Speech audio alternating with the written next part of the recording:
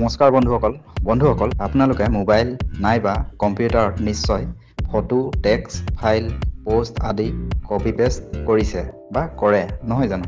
কিন্তু আপোনালোকে বাৰু জানেনে এই কপি পেষ্ট কৰা অপচনটো কোনে আৰু কেতিয়া আৱিষ্কাৰ কৰিছিল যেতিয়া এই সুবিধাটো নাছিল মানুহৰ মাজত বহুতো অসুবিধা হৈছিল ভিডিঅ'টোৰ স্ক্ৰীনত দেখুৱা এই ব্যক্তিজনে পোনপ্ৰথমে কপি পেষ্ট কৰা অপচনটো আৱিষ্কাৰ কৰি উলিয়াইছিল এই ব্যক্তিজনৰ নাম হৈছে লেৰী টেছলাৰ এই লেৰী টেছলাৰে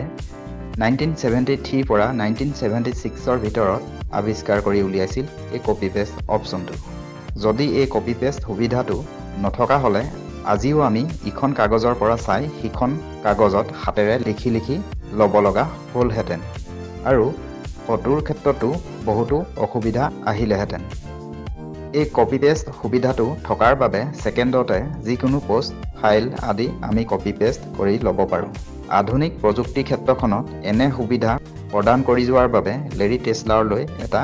বিগ সেলুট জনালো ধন্যবাদ তথ্যখিনি জানি যদি উপকৃত হৈছে তেন্তে আনে জানিবলৈও ভিডিঅ'টো শ্বেয়াৰ কৰি দিব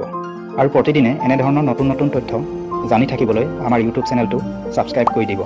আৰু যদি আপুনি আমাৰ ফেসবুক পেজটো চাই আছে তেন্তে আমাৰ ফেসবুক পেজটো ফলো কৰি দিব ধন্যবাদ পুনৰ লগ পাম অন্য এটা তথ্যৰ ভিডিঅ'ত